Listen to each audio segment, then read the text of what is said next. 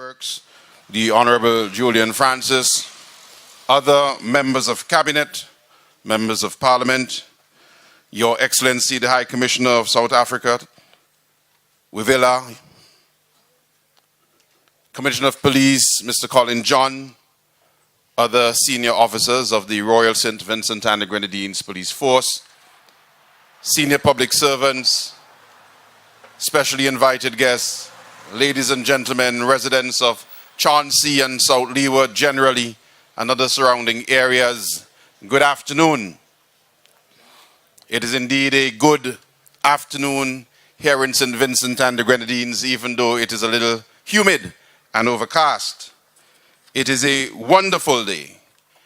It is a day that I stand here with pride and honor to be chairing this function this afternoon for the official renaming of the South Leeward Highway to the name of an icon, an international icon, a freedom fighter, the face of the struggle against apartheid in South Africa, a great man who yesterday, if he was alive, would have been celebrating 100 years.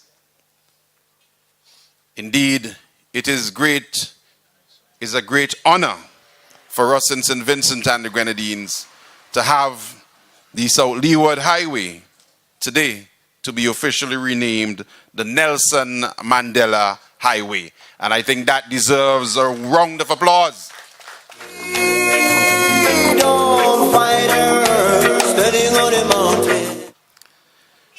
We, of course, never had an official opening for the South Leeward Highway.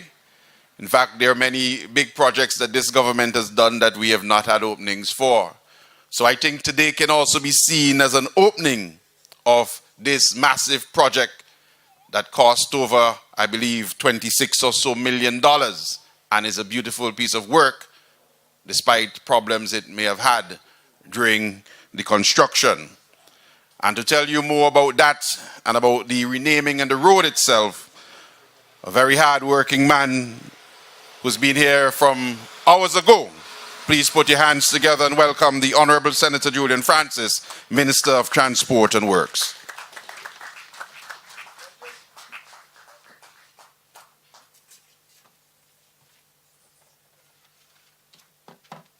Thank you very much, Hans.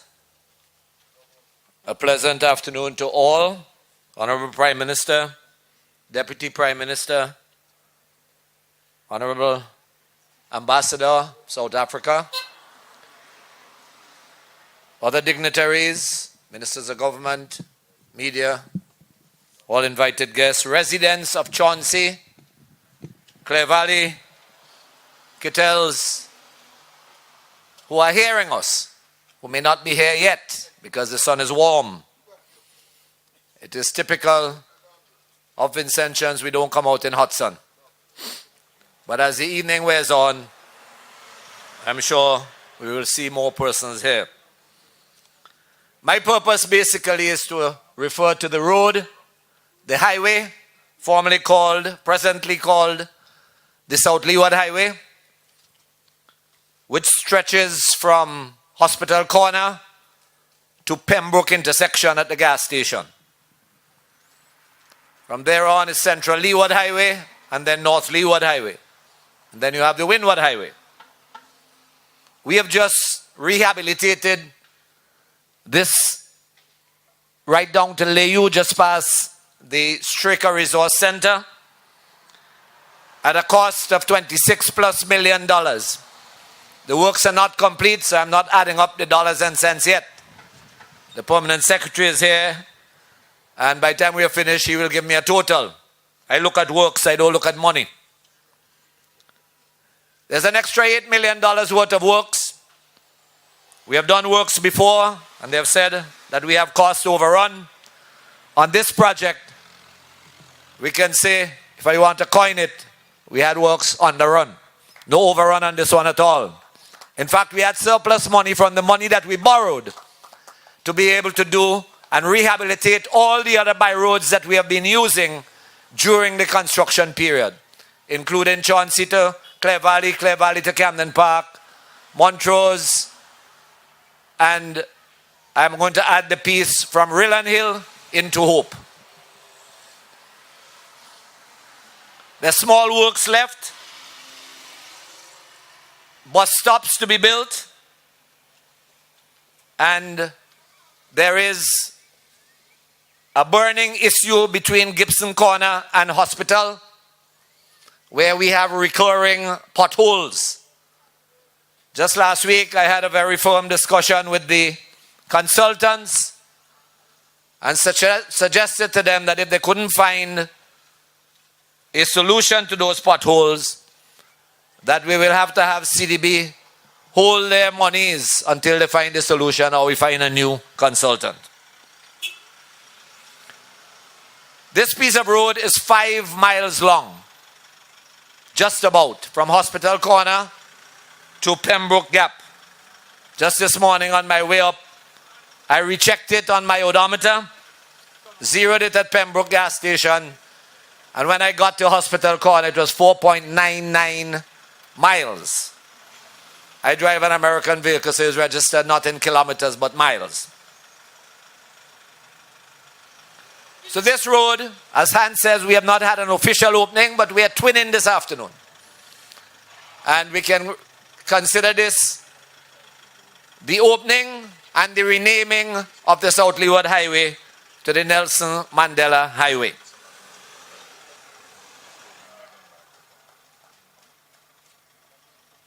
I am pleased to have been listening over the past 2 days to a high level of patriotism in this country. Once the announcement was made that this highway was to be renamed under the name of the international icon and human rights activist, there was some discussion. One person called me and said there's a discussion on radio and there's some objection to the naming. And I initially thought that it had to do with the potholes between Gibson Corner and Hospital Road, Prime Minister. I couldn't believe, I thought the people were saying on the radio that how could we name a piece of road like this under such an individual, Nelson Mandela, and have potholes on it. So I immediately called Bragsa and Dipcon and asked them, please, to fill the potholes. But when I realized that it wasn't the potholes, there were some other objections, I decided to leave the potholes and not to fix them till afterwards. Nelson Mandela, if I may just put my piece on Nelson Mandela, the man who spent 27 years in jail under the wicked apartheid regime in South Africa. He came out of jail in 1990.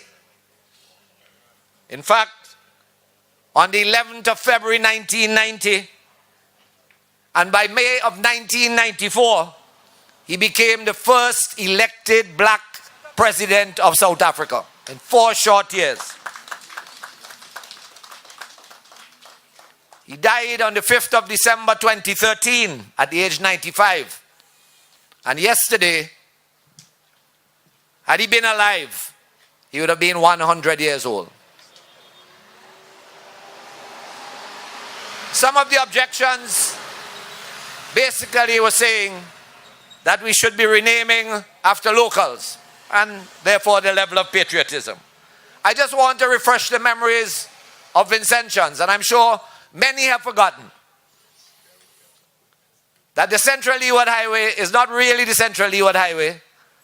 It was named after Edmund Joachim on an official ceremony. But nobody remembers that. The North Leeward Highway officially is not really the North Leeward Highway because there was an official ceremony naming it the Sam Slater Highway. Nobody remembers that.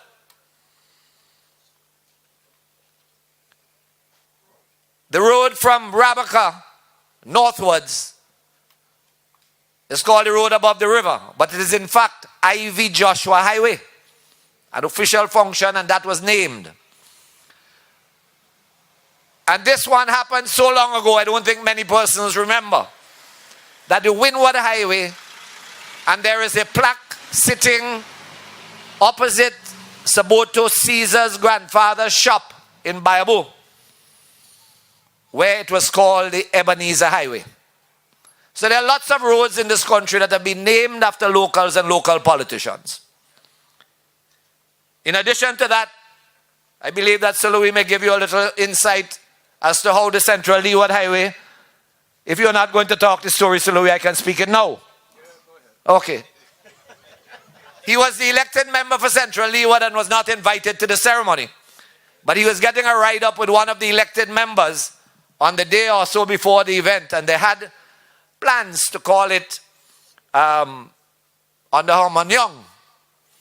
And Sir Louis, in riding in the car, said to the then Minister of Works, Glenford Stewart, why don't you all name this thing after Edmund Joachim? And that is how it became called the Edmund Joachim Highway, suggested by Sir Louis. I just wanted to drop that in. Many other places in St. Vincent and the Grenadines, roads have been renamed. There is also the criticism that nothing has been named after our national hero. Well, in my humble opinion, South Leeward Highway is too small to be named after Joseph Chattoyer.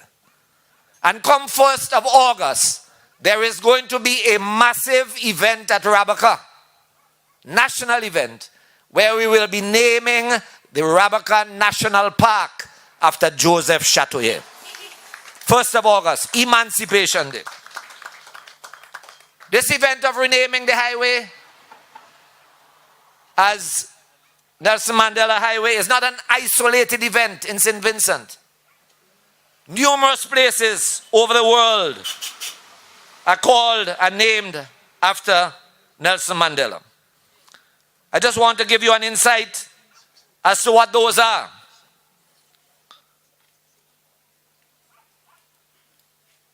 Roads. There are 54 roads worldwide. Schools, 28. Accommodation, 19. Organizations, and this list was done in 2013,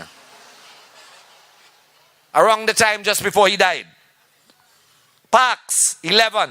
Colleges, 8. Community facilities, 7. Shops, 6. Businesses, 5. Hotels, 4. Museums, 4. School accommodation, 4. Sports center, 4. Bars, 3. Bridges, 3. Bus stops, 3. Pharmacies, 3. Restaurants, 3. Squares, 3. Stadia, 3. Universities, 3. Cafes, 2. Car parks, 2. Companies, 2.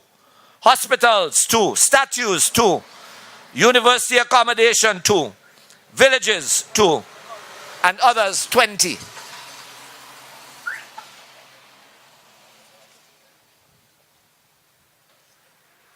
By country, in Europe, there are 98 different places and things named after Nelson Mandela. In Africa, 85. In North America, 22. In Asia, 15. In South America, 10. Australia, 1. Why shouldn't we? A nation, small nation, with big aims, big plans, big projections. We intend to contest very soon a position on the UN Security Council. We have great plans. Why shouldn't we be joining with the masses all over the world to name something after this international icon, Nelson Mandela? Why should we be having an objection to that? He is one of the 3, I believe, most acclaimed men of African descent. Nelson Mandela, Martin Luther King, Marcus Garvey. And we are proud, as the government of St. Vincent and the Grenadines, to be associated with an event like this to name the South Leeward Highway after Nelson Mandela.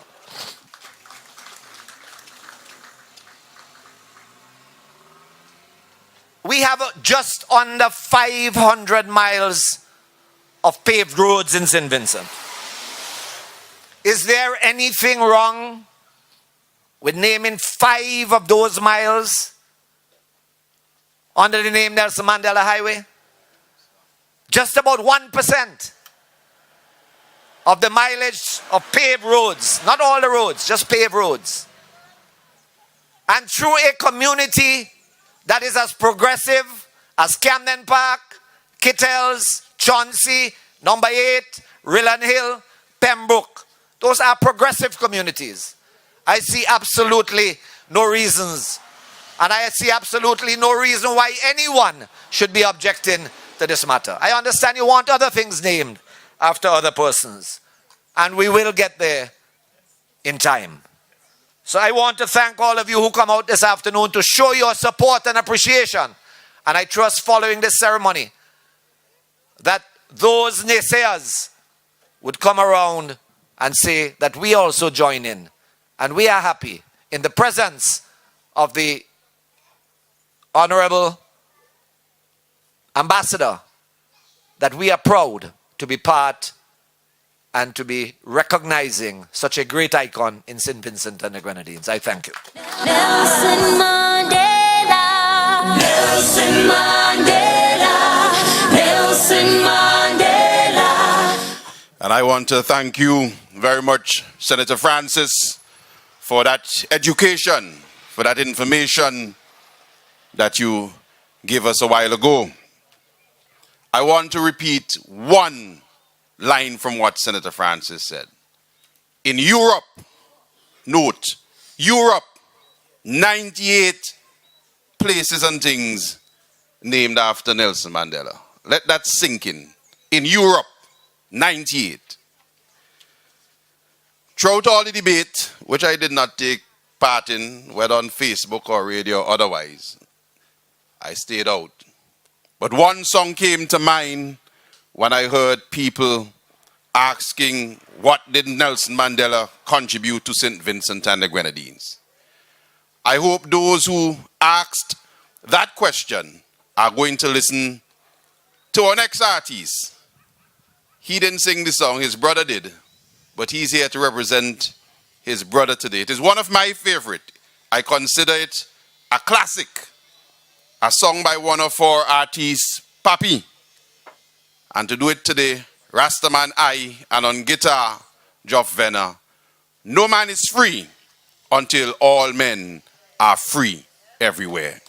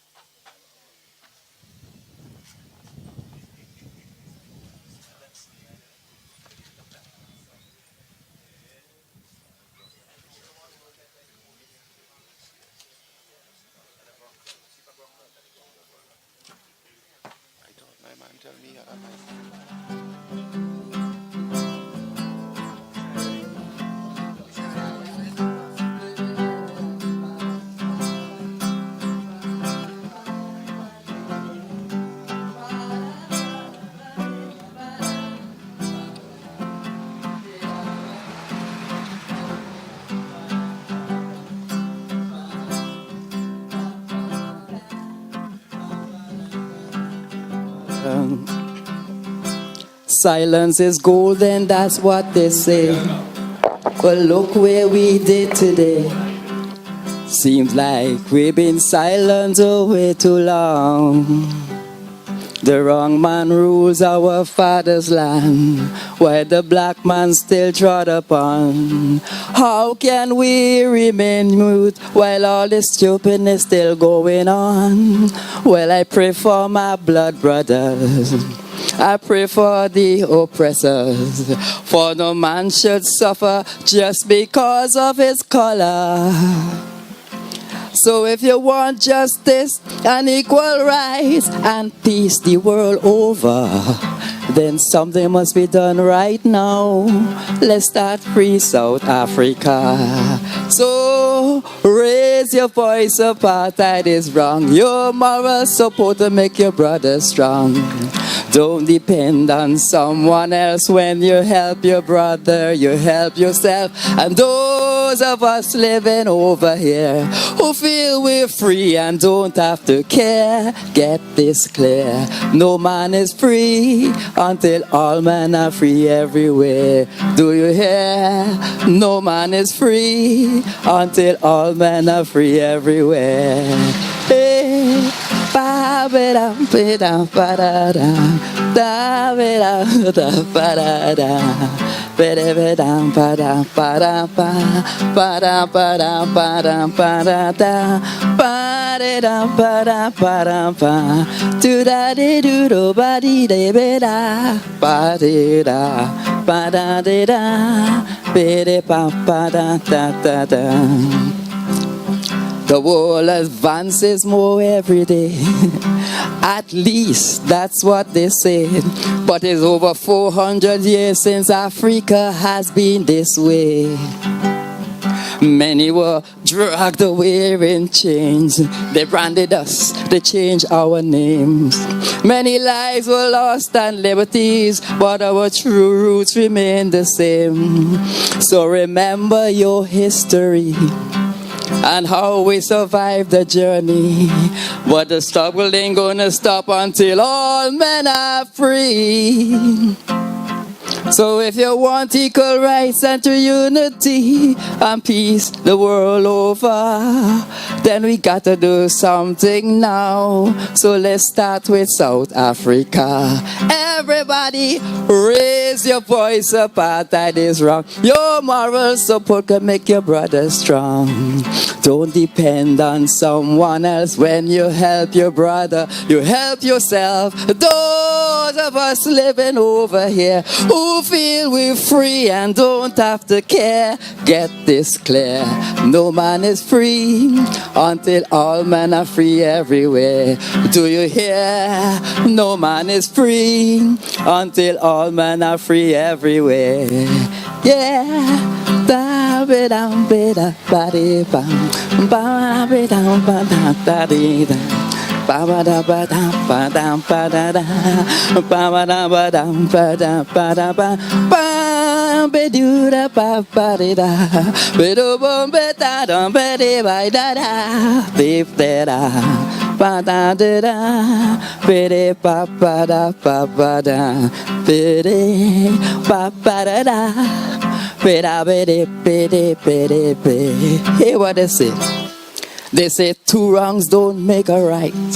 So it is foolish that we should fight. But I would rather be a fool than you oppress both day and night. So many African children die while the world ignore their cry. How can we allow this and everybody just still carrying on? This is International Year of Peace, hoping the violence will cease. But peace is a luxury to South Africa and the Middle East. So if you really want true justice and true unity with culture, class and color, well, that is what we are looking for. So let's start with South Africa. Everybody raise your voice, apartheid is wrong. Your moral support can make your brother strong. Don't depend on someone else when you help your brothers. You help yourself. So those of us living over here who feel we're free and don't have to care, get this clear. No man is free until all men are free everywhere. Do you hear? No man is free until all men are free everywhere. Sing it out loud. No man is free until all men are free everywhere. One more time now. No man is free until all men are free everywhere. Let's say it one more time. No man is free until all men are free everywhere. Yes, and from since 1986 to the year 2018, the only change I've seen in South Africa is from apartheid to another apartheid. Love. Well, thank you, Rastabadai, for the rendition of the song. We thank you very much. It's A great song indeed. Yeah. And as I said, in all the discussion and the debate that was taking place, it is the song that came to my mind, that no man is free until all men are free everywhere. So whatever impact some persons may think that the struggles of Nelson Mandela may have had or not had on us here in the Caribbean and specifically in St. Vincent and the Grenadines, I ask you to rethink on that. It is now my pleasure and my honor to introduce the representative of South Africa who is here in St. Vincent and the Grenadines to address us today, the High Commissioner, Her Excellency XN Wivela. Please put your hands together and give her a warm Vincentian welcome. Mandela, Nelson Mandela,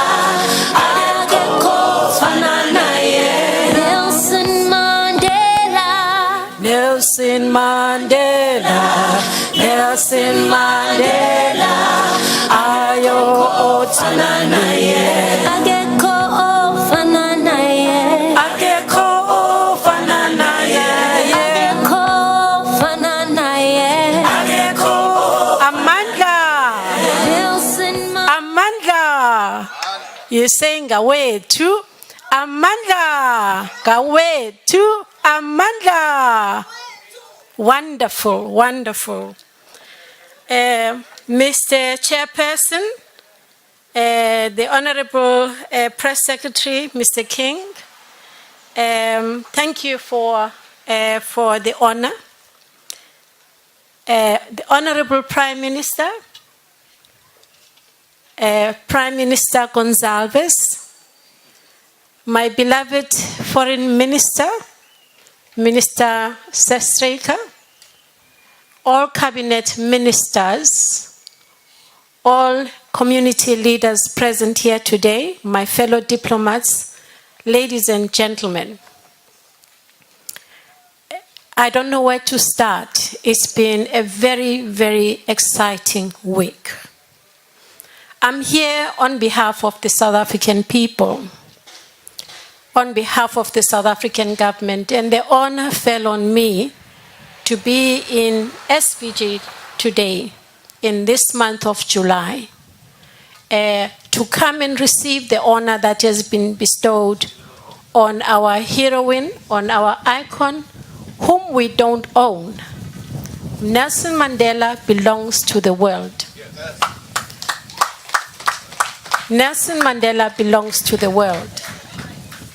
I just want to share a little story, and I'm going to try to be as delicate as possible. When Mr. Mandela retired in 1999, I was a consul general to New York. And he came back shortly after that at the invitation of some group, a very powerful Jewish lobby group in the United States. He had to come and address some events in New York, and then also there was a culmination of a convention in Washington and a gala dinner where he was going to speak. Now, during the New York events, was warmly received. Everybody spoke in very good terms. This group said they are very happy Mr. Mandela is there because they are hoping he would play a very positive role in the Middle East conflict. And that's the reason he went there, because he thought he could be of influence to what is going on in that region. Now, after all the pleasantries and after one or two meetings, these gentlemen came to Mr. Mandela's hotel room and they wanted to have a talk with him. They were not quite happy with the last two speeches Mr. Mandela made. And they are being delegated by their organization, can he tone it down on the Palestinian side? There was an event, I think, that happened in the Middle East, because as we know, there's a continuous conflict going on there. But they didn't like the mention of the support to the Palestinian, but they would like Mr. Mandela very much to talk about the fact that South Africa supports Israel as a state. They didn't say in the terms that I'm putting, but they went around, beating around the bushes in a long speech. But the bottom line was that really this was not about Mr. Mandela playing a positive role. It was about Mr. Mandela making a statement about supporting Israel without the mention of the Palestinian. Now, where am I getting to? Mr. Mandela said, well, I'm getting a very different brief from the one I had before I came here. Otherwise, I wouldn't have bothered to come here.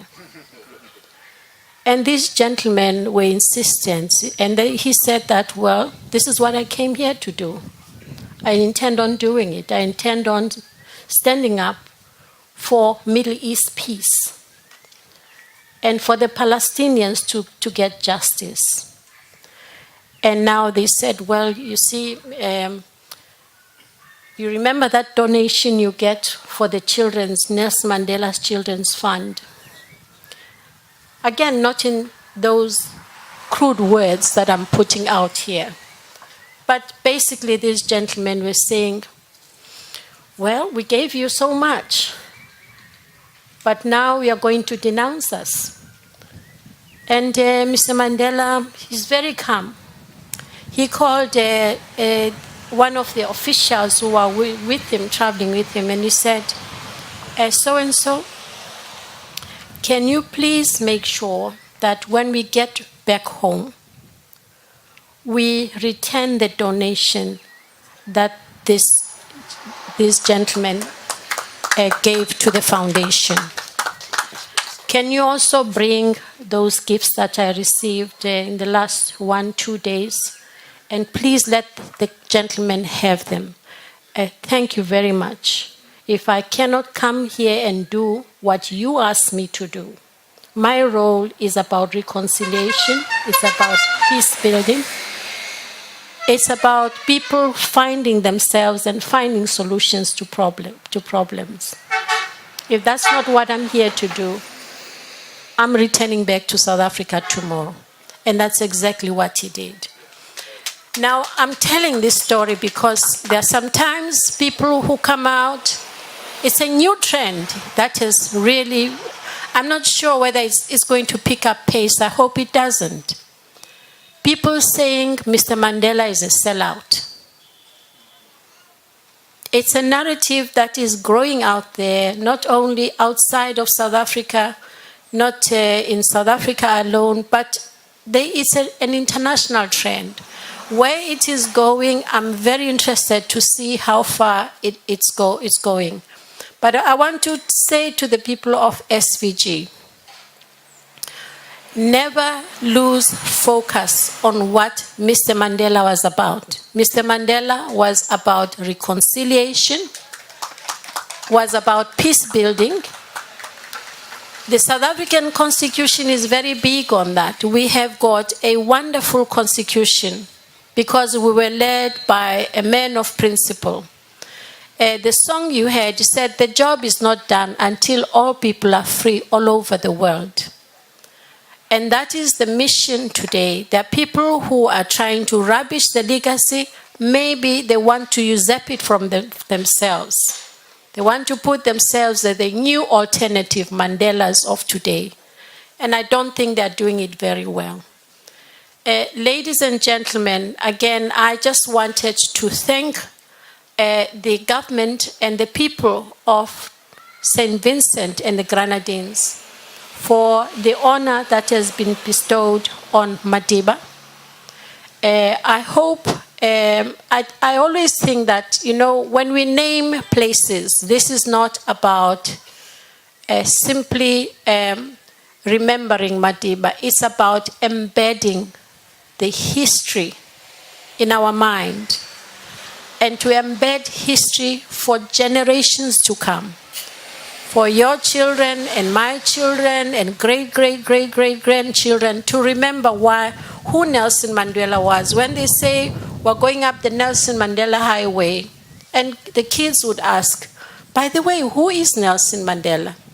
And you are able to tell the story of social justice, the struggle against apartheid, struggle against racism, the struggle for the equality of women. He was very big on that.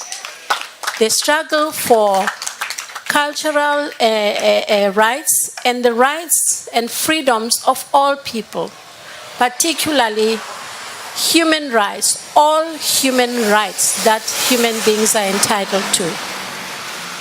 So this is the story that people, because today I think we have new challenges. We defeated apartheid, we defeated a Nazi-like type of racism in Africa. But we have got new types of racism coming in. Maybe not in SVG per se, but there is racism that is coming out. We read about it all the time in the newspapers. And this is the fight that you should lead.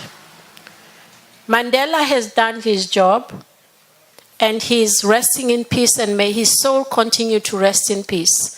He left us with a wonderful legacy, and we must continue the fight. I thank you. Your struggles you declare to the world.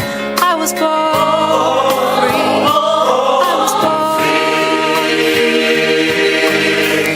free. And we, the people of St. Vincent and the Grenadines and the government, thank you very much, Your Excellency. A wonderful presentation, and I think it deserves another round of applause.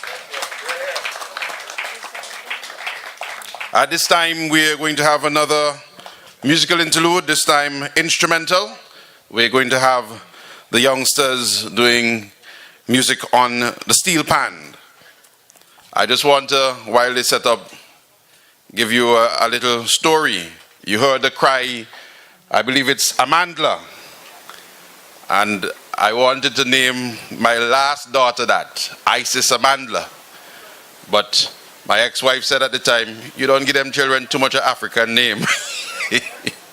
And so she chose Summer instead.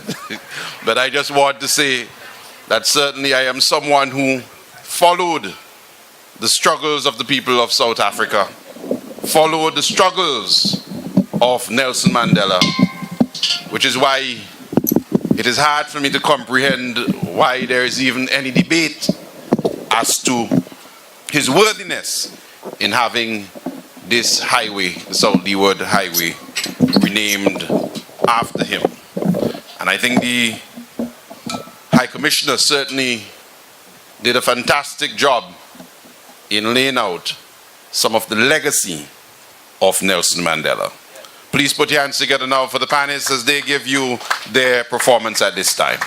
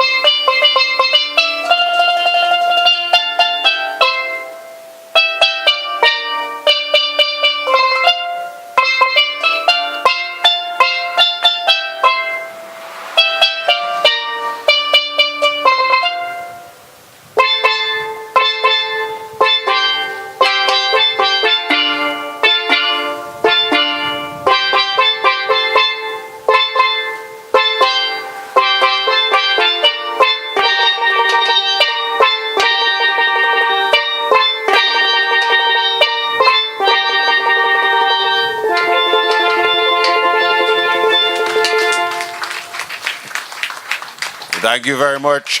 Siyabunga. And I think they have one more to give you.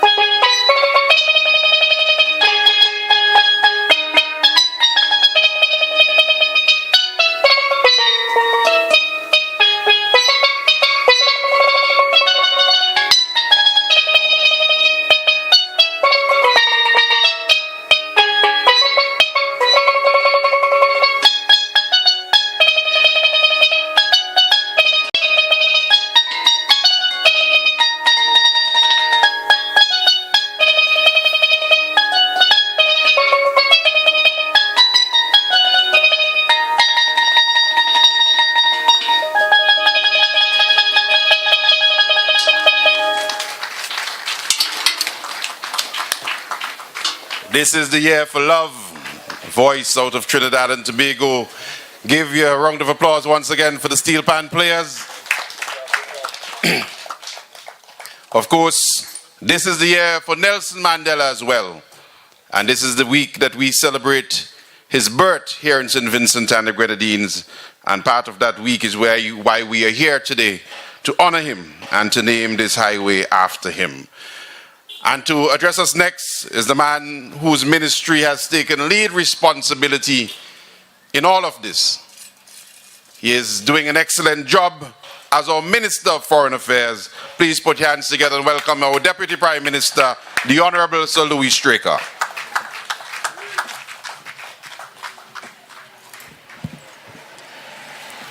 Thank you, Chairman Hans King.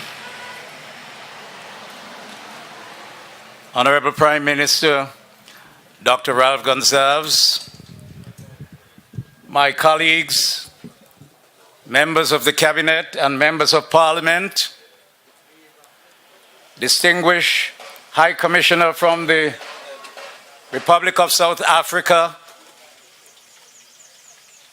distinguished guests,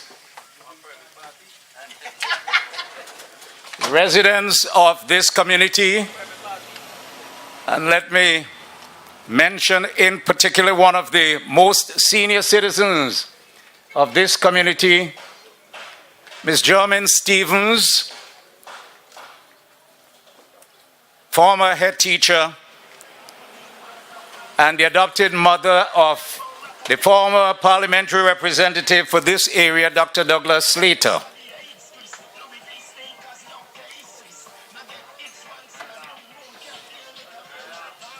Upon invitation from the High Commission of South Africa in Trinidad and Tobago, the government of St. Vincent and the Grenadines is celebrating 40 days of activities from June 11 to July 20th, 2018. Since the launching ceremony on the 11th of June, at the conference room of the Ministry of Foreign Affairs, Trade and Commerce, there has been several activities, including the painting of a mural by the Girl Guides Association of St. Vincent and the Grenadines at their boundary wall at Level Gardens, dissemination of a commemorative message to the churches of St. Vincent and the Grenadines, a centennial relay with local prominent personalities, including the Honorable Luke Brown, ace long-distance runner Parmenos Ballantyne, Carifta gold medalist, he is the Carifta gold medalist, Handel Ruban, CARICOM 10K winner, Linda McDowell, this year's Soca Monarch. Linda McDowell is the CARICOM marathon, half marathon female runner. I see. I have it all mixed up by the punctuation marks here. Pardon me. Delroy Fireman Hooper and Alston Beckett Cyrus, Commissioner of Police, Mr. Colin John, local cricketers and sportsmen, students from the All Saints Medical School, and other leaders in the community. We had the Freedom Songs concert after the relay, brought together some of the most significant cultural pieces by La Gracia and Renaissance dance companies. Stacy Little and Rasai, who performed the much-hailed Song of Freedom. The Centennial Lecture was an excellent initiative. The presentation by Honorable Luke Brown really enlightened the audience on the life and legacy of Nelson Mandela and stirred up the call for Vincentians to pursue active citizenship in keeping with the topic Renewing the Mandela Legacy and Promoting Active Citizenship in a Changing World. The movie night last Tuesday evening brought together hundreds of Vincentians to view the film Invictus, which highlighted how Nelson Mandela had used sports to unite a racially and economically divided South Africa. Then we had the Nelson Mandela Dress Day, which saw co-workers in several agencies in the public and private sector reflecting on the life and legacy of Nelson Mandela through dress. And today, we gather here for the renaming of the South Leeward Highway, naming it the Nelson Mandela Highway. And tomorrow, we invite you to join us at the conference room of the Ministry of Foreign Affairs, Trade and Commerce for a special recognition ceremony.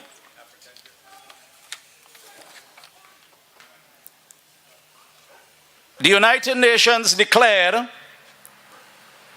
via resolution on the 10th of November 2009 that the 18th day of July every year should be Nelson Mandela Day. Everyone has the ability and the responsibility to change the world for better. And Mandela Day is an occasion for everyone to take action to inspire change.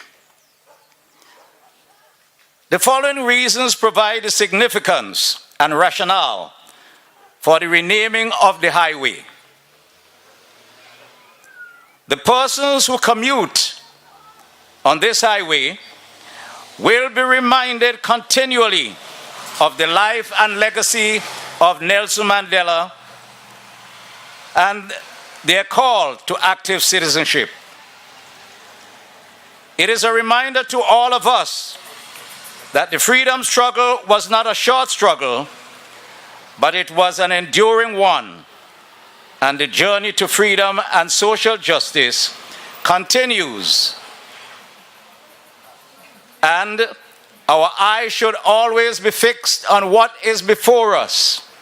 Occasionally, we may use our rearview mirror to see how far we have come from, but we must always remember the destination or the goal that we wish to achieve and work towards.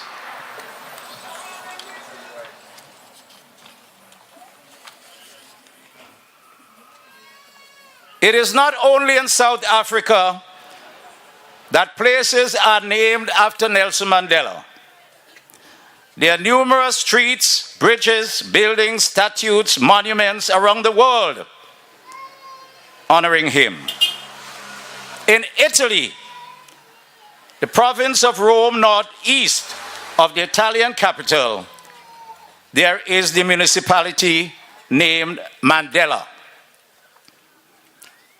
The Netherlands cities of Purmerend and Utrecht, Arnhem, all have Mandela bridges, and Culemborg has a Mandela Road. A few cities have named the stadiums after Mandela. Port Louis in Mauritius, Kampala, Uganda, and Torrevieja, Spain. Cafe Mandela is in Copenhagen, Denmark. The Mandela Bar at Bristol University, or also Mandiba Restaurant in New York. And just as Bloemfontein residents have their Nelson Mandela Drive, so do the people of Castries, St. Lucia in the Caribbean. In Paris, France, pedestrians can stroll along the Avenue du Président Nelson Mandela in Aquile, located in the city's northern suburbs, where there is a Nelson Mandela Boulevard while there is a Nelson Mandela Boulevard in Caracas, Venezuela. In Dakar, Senegal, we have the Avenue Nelson Mandela. And there are more Mandela Avenues in Glamorgan, Harlow, and Falkirk in the UK. Georgetown, Guyana, in the Netherlands, as well as the Mandela Road in Kolemberg and Uyo in Nigeria. The UK has several versions of Mandela Close and Mandela Way, respectively. And there is Mandela Highway leading into Kingston, Jamaica. Not to be outdone, the authorities in Dar es Salaam, Tanzania, have established the grandly designed Nelson Mandela Highway Road. And there are Mandela roads, places, paths, parkways, interchanges, links, courts, and streets all over the world. A few cities have named stadiums after Mandela. Besides the Mandela Multipurpose Stadium in Port Elizabeth, there is a Port Louis, Mauritius Stadium, and in Kampala and Uganda. For those who want to do their own long walk while remembering the elder statesman, the Madiba Hiking Trail in the Eastern Cape passes through the hometown of Kunu. That's the hometown of Mandela. Mandela is, as we have said before, an icon. One of my greatest disappointments is not having the privilege of meeting this great man. I was in Cape Town and I had made arrangement to see him in Johannesburg. But time did not afford me because it takes 2 hours to travel from Cape Town to Johannesburg, and in return that would have been 4 hours. I couldn't miss the conference I was there for. But I must say that I was taken to the jail on Robben Island, where Mandela was a prisoner. And I had as my guest tour guide one who was in prison with Mandela, Indres Naidu, of his Indian origin. We took the ferry and we went across to the little island, and he took me into the very room where Mandela was as a prisoner. He took me to the limestone quarry where Mandela had to work.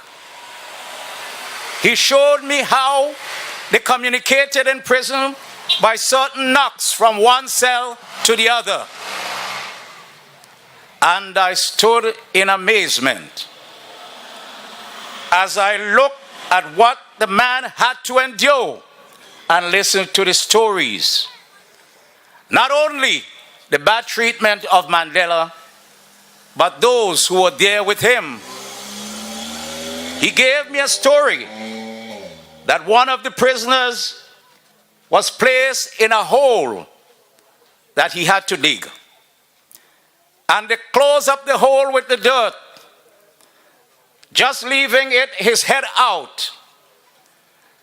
And the man was sweating and asking for some mercy. And he asked for water. And the prison guard said, "We will give you a beer." And what he did was to take out his private part and pee on him in the hole. You may not understand the greatness of this man until you realize that for a man who has suffered so much and yet kept his noble dignity. A man who, in the face of trials and tribulation, had the most positive attitude.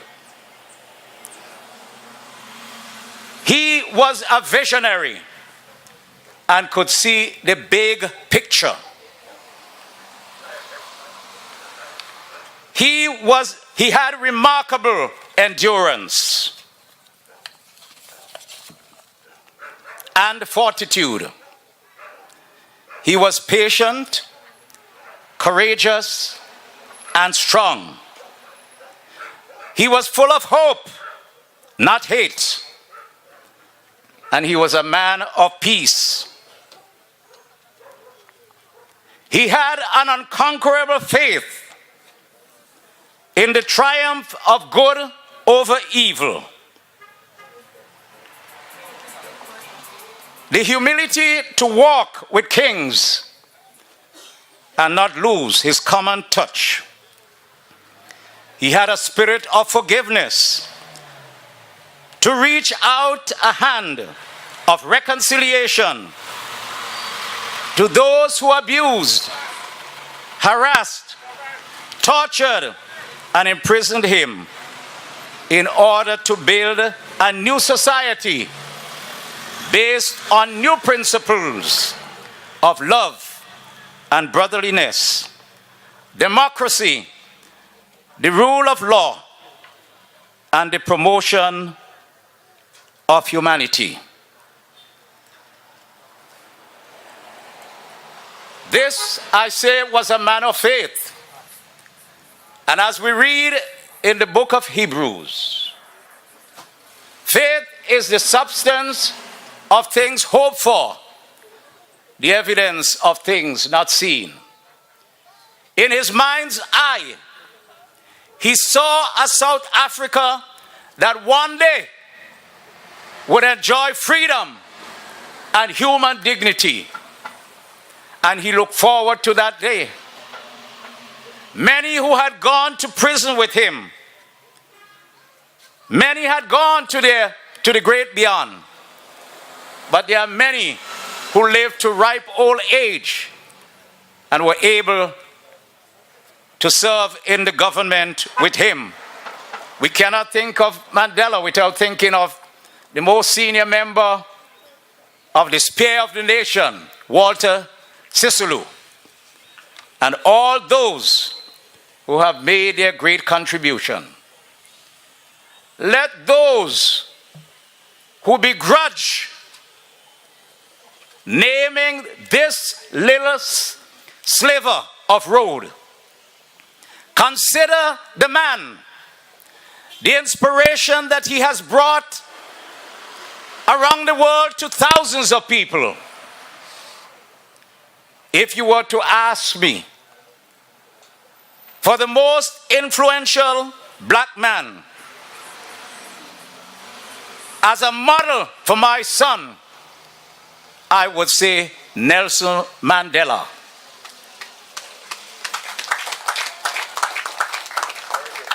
He has served in prison. He came out without any bitterness. And he was determined not to turn his back on what was there by a wicked apartheid government, but to build on it for the future benefit of all the people of South Africa. We see what happened in many countries in Africa. Those that were once breadbasket, on gaining independence, they've had bread lines, the economy was ruined, but because of the wise leadership of Mandela, there is stability, and we have South Africa as one of the major industrial countries in Africa. There are those who do not understand the man's vision and say he sold out. There are those who expected him to seek revenge. But he was wiser and calmer than that. He looked at the bigger picture of what South Africa can become in order to bring prosperity and uplift the masses in that country. It was a long journey. As this journey from the hospital to Pembroke has many twists and turns, so was the life's journey of Mandela. But through it all, he has come forth as a shining piece of gold, became president of the Republic, a man recognized throughout the world. And we should be happy and grateful that we have the occasion to name something here after Nelson Mandela. In this far sequestered section of the world, Nelson Mandela doesn't need 5 miles of road. He's honored with greater honors all through the world. But we are honored to have this piece of road named after him, so that future generations, those who tend to forget what he has meant to the world, to black people, to people all over the world, we can walk on this road and we can feel proud to know when someone asks, what is Nelson Mandela? Who was Nelson Mandela and what was he to this country? We can say that that man has given us great inspiration, that in the face of all adversity, we could carry on and live a life of dignity. Madam High Commissioner, I enjoy your speech, brief as it is, and I could have sat all afternoon listening to you. You have given us a little bit of the man that we come to honor today by this road. And wherever you go, we want you to convey to your country or wherever you may be the grateful recognition of this country and the naming of this section of the highway as the Mandela Highway. We are to show solidarity with our brethren and our sisters in Africa, and let us move forward together on our own journey in peace, love, and prosperity. Nelson Mandela, Nelson Mandela, Nelson Mandela. Let's hear it once again for Foreign Affairs Minister and the Deputy Prime Minister, the Honorable Sir Louis Straker. An excellent presentation this afternoon, once again reinforcing the legacy of Nelson Mandela and telling you the many places that have honored this great icon. At this time, we're going to have another musical rendition, this time by Miss Desiree Richards. So please put your hands together and welcome her as she gives us a musical rendition.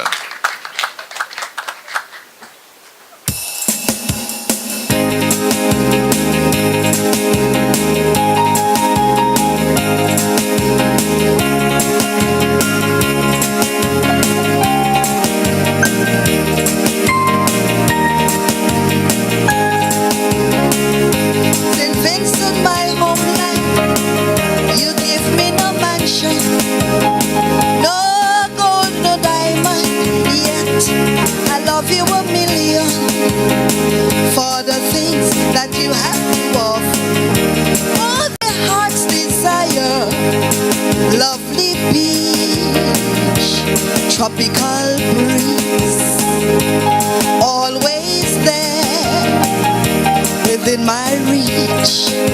I love me St. Vincent, the sweet little island St. Vincent. Oh, I love me St. Vincent, home of the blessed St. Vincent. St. Vincent and the Grenadines, I love you. Come look at the sunrise, come look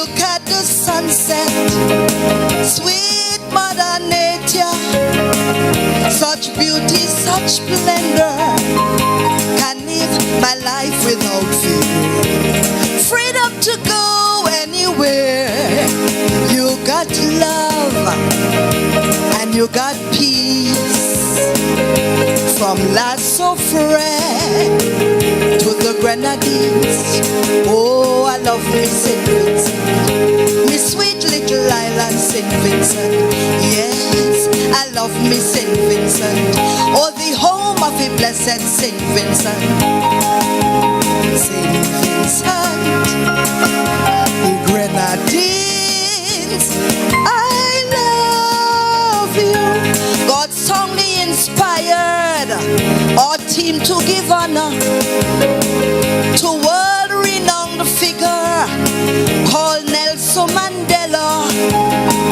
Our new highway will hold his name. He is now in our Hall of Fame with dignity. We own history, yet to the Most High we give him glory. So I love me St. Vincent. Oh, me sweet little island St. Vincent. Yes, Lord, I love me St. Vincent. Oh, the home of the blessed St. Vincent. St. Vincent and the Grenadines. I love you, St. Vincent and the Grenadines.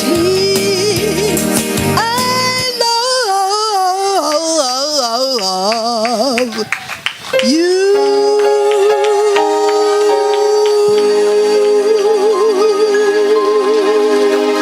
Thank you very much. Thank you very much, Desiree, giving us a little altered rendition of Alston Beckett Cyrus, the ABC of Calypso. I love you, St. Vincent, putting in her own little touch to mention, of course, Nelson Mandela.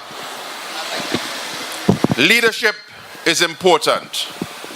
Leadership is essential. And part of the job of a leader is to lead.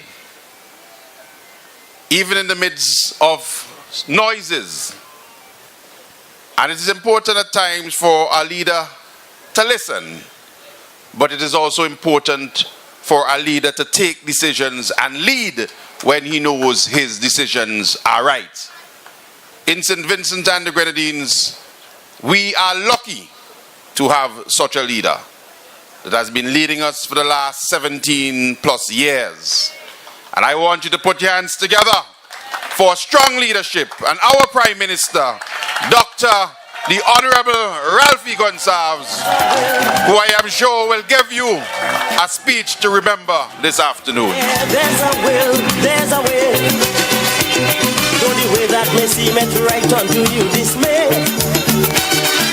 We were born to be free, but survive such rough history. Yet life still goes on in the battlefield of existence. Mr. Chairman, Cabinet and parliamentary colleagues, Her Excellency, the distinguished Ambassador of the Republic of South Africa,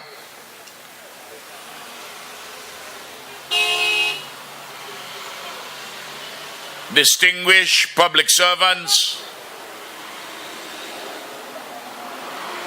persons who are here from the community here in South Leeward. I've seen a couple of children. I want to welcome everyone here and to welcome those also who are listening to us on radio and who presumably will view some of what is happening here, this very important ceremony.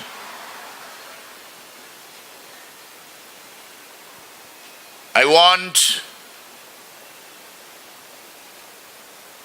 before I finish the greetings, to say to the diplomatic representative from Venezuela that we know that you in Venezuela honored Nelson Mandela yesterday on his 100th birthday, as in fact in countries all over the world. I want to begin,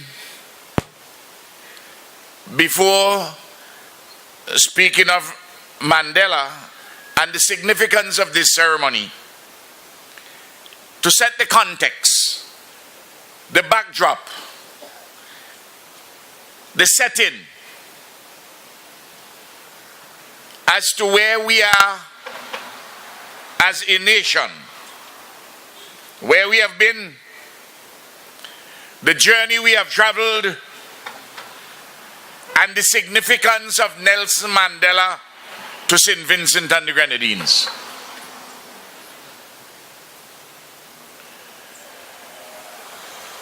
Our Caribbean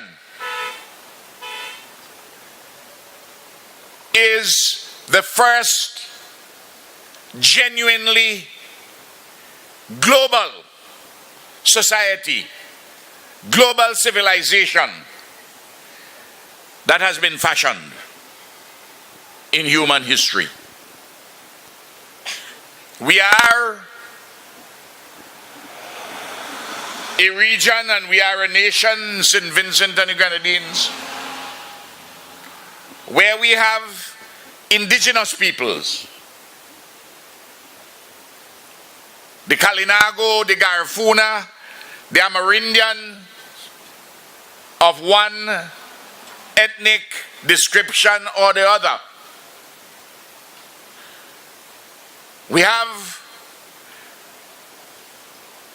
descendants of persons who have come here from Anglo-Saxon Europe. We have had persons come and their descendants from Southern Europe, the Iberian Peninsula, including persons from Madeira. We have had indentured servants who are Portuguese. We have indentured servants from India. And recently we have had arrivals from the Middle East. And the majority of our population, the majority, came from Africa. So today we are celebrating our entire nation in commemorating Nelson Mandela. But we are giving center stage to Africa, to an African titan, and the people of African descent in St. Vincent and the Grenadines and the Caribbean. Nelson Mandela, Nelson Mandela, Nelson Mandela.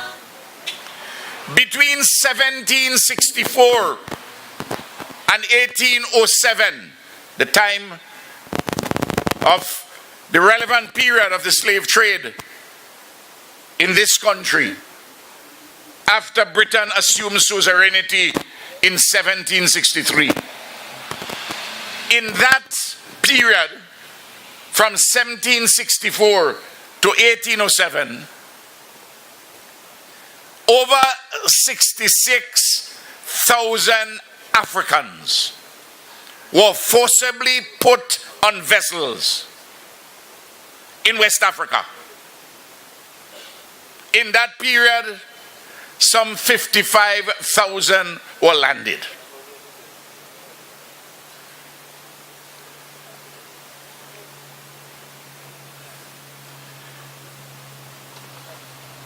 At slavery's end,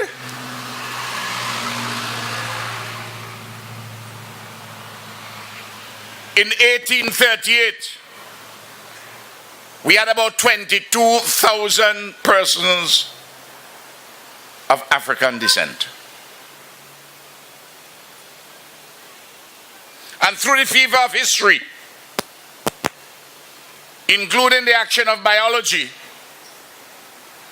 in addition to persons who would be recognized as of pure African descent, there are persons of quote-unquote mixed blood involving persons of African descent and of other races. The 2012 census showed that both the persons of direct African descent and those who are mixed constitute 93% of the population of St. Vincent and the Grenadines. Now, the population in this country and in this region is a population which mainly has come from disparate lands, different peoples and different cultures. And through history, we have moved from a condition where there was, at the time of slavery, plural societies, where each ethnic, racial or cultural section had its own distinct pattern of socio-cultural integration. But through history, we have moved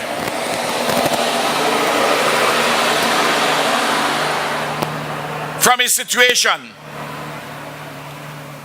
where we have become, we are no longer plural societies, which each ethnic section having its own relatively distinct pattern of socio-cultural integration. What we have through history, what Derek Walcott calls the fever of history, we are arrived at a position of homogeneity, a oneness despite occasional dissonance, in which we share a core of tried and tested values of our Caribbean civilization. What we understood that Nelson Mandela was about was for him to have a vision of a society where peoples of different races and ethnic groups can live together as one. To live together as one and build a progressive society. And to be an example to places, other parts of the world, where places now want to lock up children, separate children from their parents. That is a vision which we have to put in place and counter those modern day racists and persons who have an orientation which is almost fascist in trying to keep what they consider some sort of a purity. We know of that purity which was sort of in apartheid South Africa by the settler colonialists. And I will come to that. But I first of all have to provide a setting, a framework, a backdrop as to how we have become, how we have been the first globalized society. It would be strange, therefore, to have people, well-meaning in many cases, who want to kick down the bucket, metaphorically, of that our presence in this global world, to try to be so introspective and chauvinist, where we are emphasizing a narrow islandness, when in fact what we have to do is to work with humanity globally to enhance our capacity to deal more capably and efficaciously with our external environment. Hey, European, Indian, we gonna come together as one. So that is our starting point in terms of our context. And I will return to it. But I want to put down some markers. There are those who historically have opposed Nelson Mandela. That Mandela was a terrorist and a communist, and therefore you should have nothing to do with him. And that the African National Congress was a terrorist organization, the organization which he led. Do you know this? That after Mandela was freed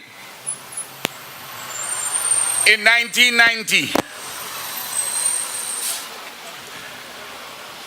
after Mandela was elected as the first democratically elected president in 1994, and after Mandela went to the United States in the year 2000, and at the very time that Mandela was receiving the United States Presidential Medal of Freedom, on the statute books in the United States, the African National Congress was still a proscribed organization listed as terrorists. Those are parts of the contradictions in the process. I want us to read and learn and reflect as to where we are. Now, then there are those who are following at the time of the tradition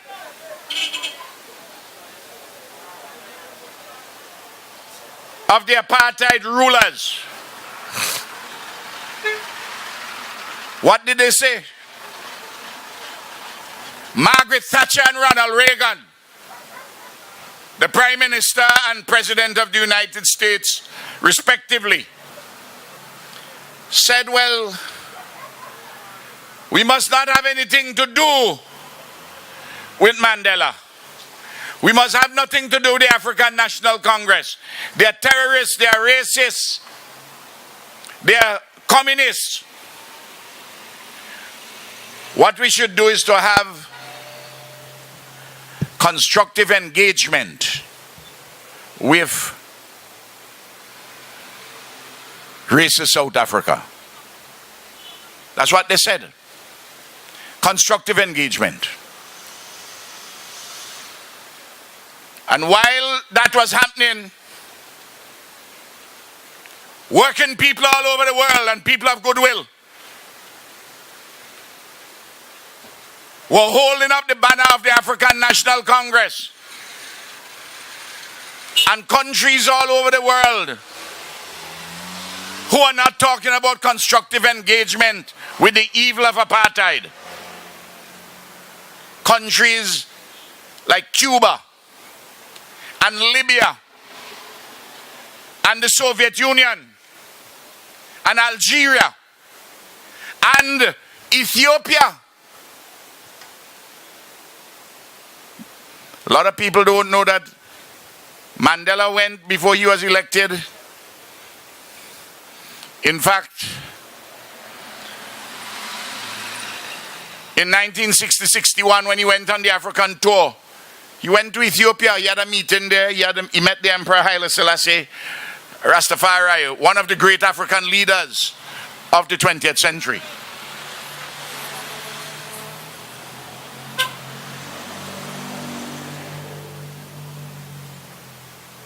Those persons who have criticized him in the past like that, there are people who criticize today the same way. And interestingly, even that the heirs of Margaret Thatcher, like David Cameron and company, have taken a different position. You have people in the Caribbean and elsewhere who still talk that kind of nonsense about Mandela and the ANC being terrorists and being communists. And then, of course, there's another group.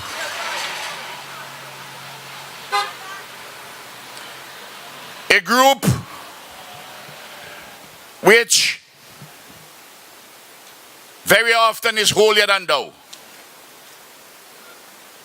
Mandela has sold out. Why are we in Africa? Why are we in the Caribbean? Why are we celebrating Mandela and his life? Why are we naming South Leeward Highway after him? Why are we naming places all over the world after him? He sold out. Well, you know, there are some people in this world who are so pure that they do not know what impurity is.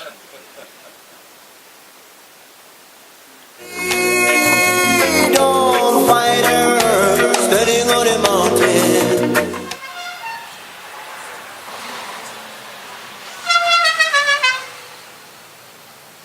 In St. Vincent and the Grenadines, we have a history of having places right today called after colonial administrators and leaders and royalty. I'm not making the case, but since everybody wants this debate to start, I will start it. I'm not advocating. I'm just reminding so that we can cleanse our minds of certain hubris. We just had Carnival, and everybody is going to Victoria Park. That is named after Queen Victoria.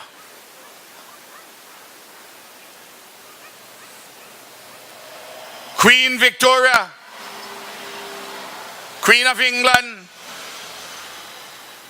Queen of Britain, Empress of India.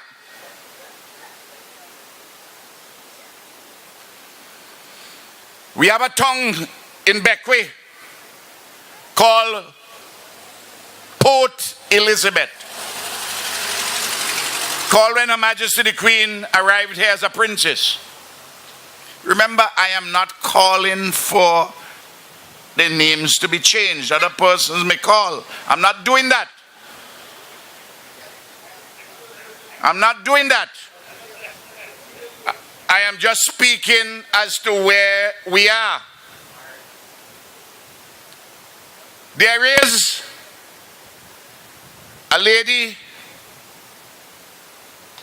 who was the sister of the current queen in England, Margaret. There's a whole beach, one of the most beautiful beaches, named after her. I don't hear people making noise about those. I don't hear it. Oh, I know you'll tell me it's a different time. That's a different time. But their names are still here today. Let's deal with tongue. Let's deal with streets. Not going to Kingston, but inside of Kingston. The road on which more people travel every morning going into town is called Murray Road. Murray Road. They call it after the Murray Hathaway, you know.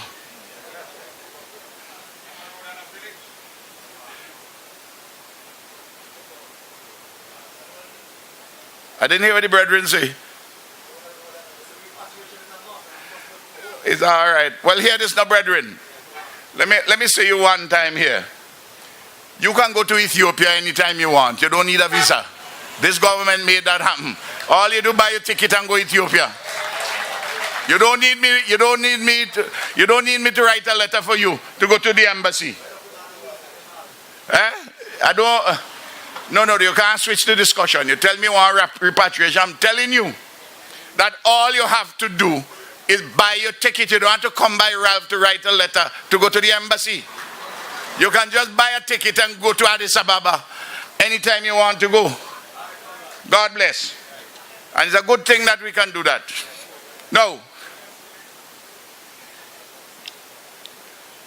you know who Murray was? Administrator Gideon Murray.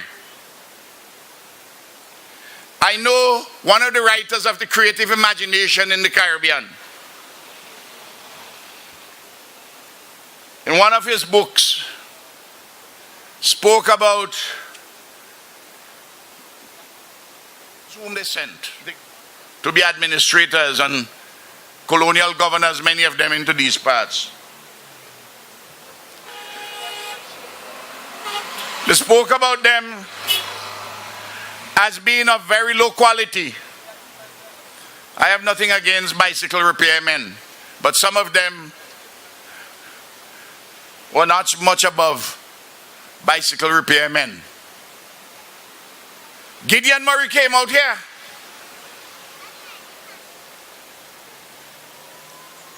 And he was riding a horse. And the pilgrims, known as Shakers or spiritual Baptists, were having a prayer meeting. And you know, when the Spirit take the brothers and sisters, the pilgrims at prayer, they catch the Spirit, they ring the bell, they beat the tambourine, they go to the Lord. Well, the horse which was carrying Murray was startled by the pilgrims at prayer with joyous song, and the horse high fall Murray. That is what the legend says. He went to the Legislative Council and passed a law against spiritual Baptists, banned them. And from then, in 1912 until 1953, routinely, persons who practiced the religion were arrested, charged, and on occasion their leaders jailed by Murray. Murray Road, Murray Village. I am not asking, I'm not leading any fight to change the name and call it Mandela Village. I'm not doing that. Who wants to do that can do that. I will have a view on that.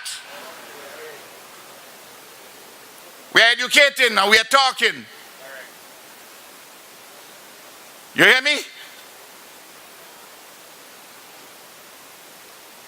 Murray called spiritual Baptists a blot on our civilization. Whose civilization?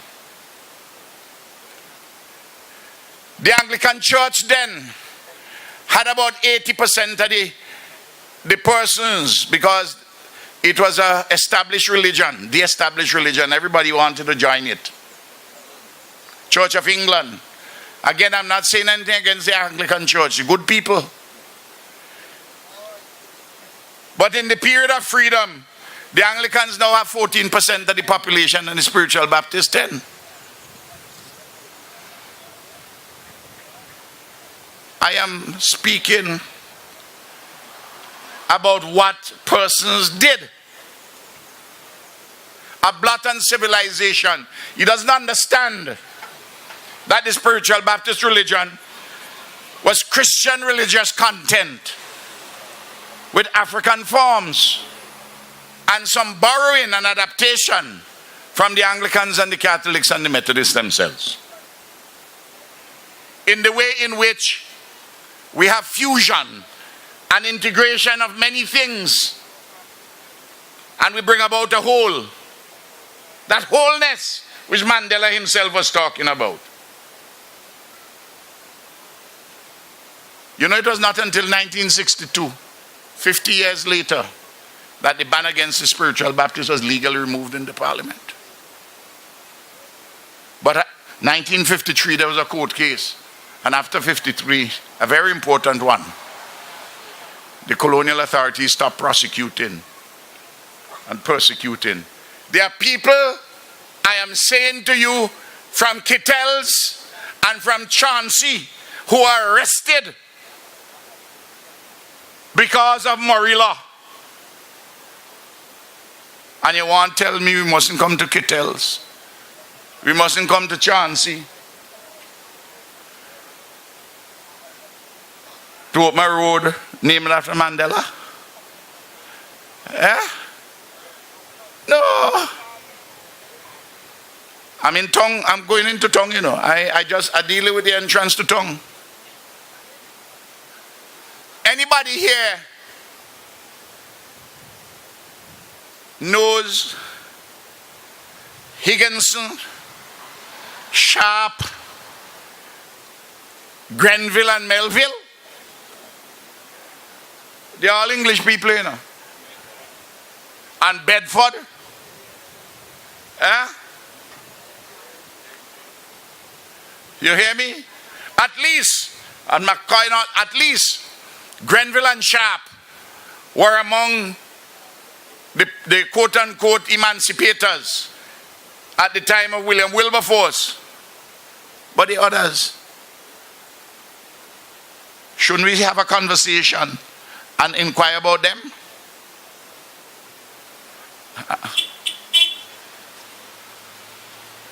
No. Montgomery Daniel is here. The community which we call Montbentic. The Mount is around there.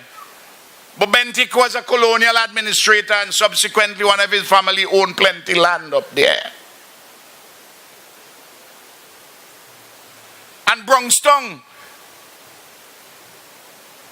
going into Georgetown, is called after Thomas Brown.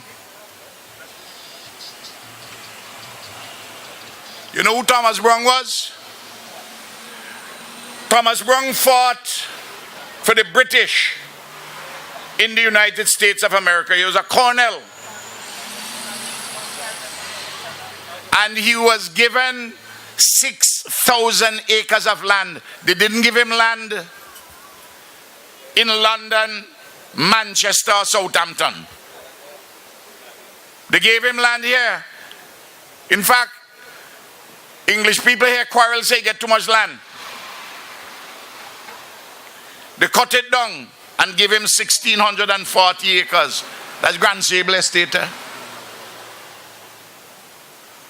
You go up Chester Cottage, you have a lot of people named Brown. Not English people, you know. So talk to me about names. I know and understand name, and I can. A few years ago, my brother, who sang a song about names humorously, Ebony, Brother Ebony, you remember him? Yes. No. I am asking us, let us just be sensible. And let us keep our focus as to what we are about. And remember, I began by saying to you that we are global. You heard the song which was sung earlier on with Rasai. Don't know if the brother's still around. A very good song.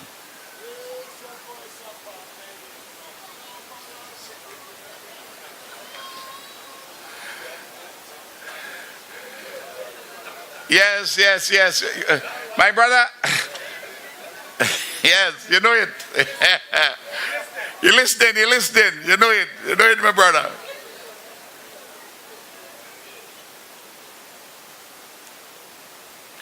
I want to make this point which has been made earlier, made in song, and I want to re-emphasize it and put other historical circumstances around it so that we can get the meaning of what we are talking about. Freedom and democracy which we enjoy in St. Vincent and the Grenadines.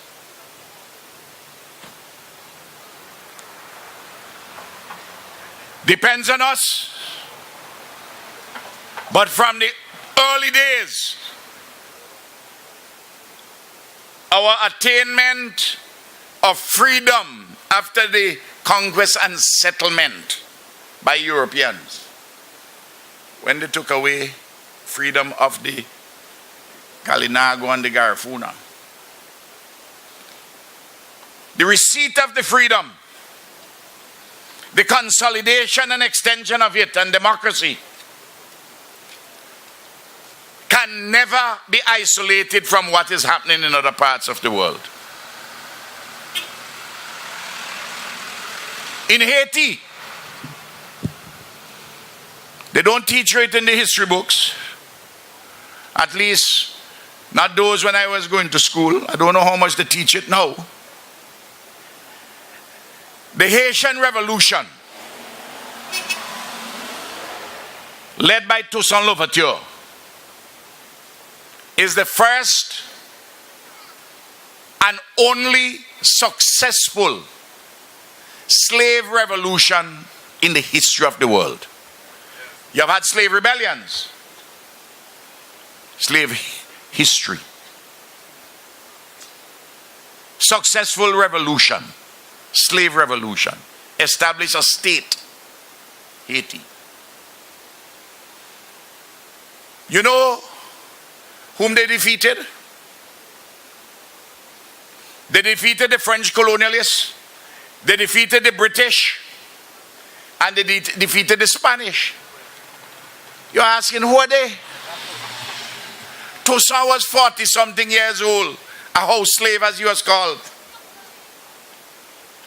He had an army of slaves. And as a result as to what happened in Haiti, it had an effect here and in the Caribbean in relation to the generation towards freedom. Don't think that they are not related. The British working class, by their activities, help us in our establishment of trade unions to advance the cause of the working people. Martin Luther King and the civil rights movement in the United States assisted us in the Caribbean in speeding up the extent of our own constitutional decolonization and for us to live together as one. And what we do in the Caribbean also influence other places. You know, Nelson Mandela was an internationalist, you know. He's a man who understood these interconnections I'm talking about. In 1953, one of the very famous speeches which he made, entitled "No Easy Walk to Freedom." You know where he got that title from? The Prime Minister of India, Jawaharlal Nehru.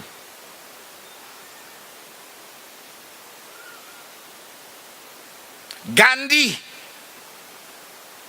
who is the spiritual father of Indian independence, Nehru led it in 1947 to independence. But while Mandela argued in South Africa for the establishment of a military wing for the African National Congress because of the brutality of the apartheid police and army, Mandela also taught that where there is not state violence in that manner, the example of Mahatma Gandhi is to be appreciated, and we must learn from that. Good and pleasant it would be before God and man. Yeah. To see In 1955, the Freedom Charter of the African National Congress was influenced by, among other things, changes which were taking place in Africa, elsewhere, in Asia, and in Europe, in Latin America. Read the Freedom Charter. Of course, the Freedom Charter of 1955 can't be the same program which you would implement in 1990 because circumstances change. And whether Mandela should have done this or that differently, the fact about it is this: he successfully steered South Africa from having an implosion. One of the issues in South Africa had a settler colonialism which turned into apartheid. And you not only had the British, you had the Dutch. And with the Dutch Reformed Church, the population, the white population supporting apartheid was 20% of the population. It wasn't 2% or 5%, you know. It required a particular kind of approach. I want to say this, and you can interpret that in relation to St. Vincent and the Grenadines and the Caribbean and my own settled view. Class struggle in certain circumstances can take you to a revolutionary upsurge and to a new society. A class struggle can also take you to a higher level, not through a cataclysmic revolutionary upsurge, but through gradualism. But there's also another alternative. Class struggle can bring all the contending classes to a common ruin.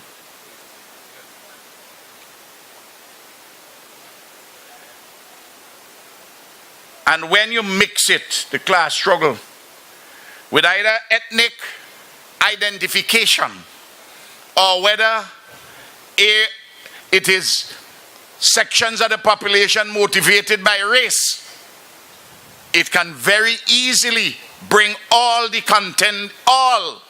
those who are struggling, all the contending ethnic groups and classes, all the contending racial groups to a common ruin. And Mandela was able, after 28 years, to figure out the situation and embark on a particular path. Africa unite, cause we're moving right out of Babylon, and we're going to our father's land. Yeah. When we drive on this road, we must remember Mandela, the African nationalist. We must remember Mandela, the socialist and the Democrat, the freedom fighter, the man who fought for equality and for the right of his people to be in a democratic system where persons are not recognized on the basis of the color of their skin. For humanity. When we drive here, we must remember reconciliation, unity, forgiveness, commitment to certain ideals, to an African renaissance and inspiration. That's what we are talking about here. Now, it is true that there are people who had nothing to do with the liberation in South Africa try to claim a particular Mandela. They want to claim a Mandela whom they think was for no conflict at all, and turn the other cheek and don't struggle. That's a mythical Mandela which they have tried to make up. In the same way, in the United States of America, they have made up a mythical Martin Luther King. And that is why we must read Mandela on African nationalism, on socialism, on democracy, on freedom, on equality and the humanity, on African Renaissance, on unity. But you can have all of those things you're on and have your struggles and have your commitment, but you can also forgive and you can also reconcile, because to war could bring about a common ruin of all the contending classes and ethnic groups. We know that. And people all over the world know that. Now, I would want the teachers to get and circulate Mandela's speech at his trial. The I am prepared to die speech.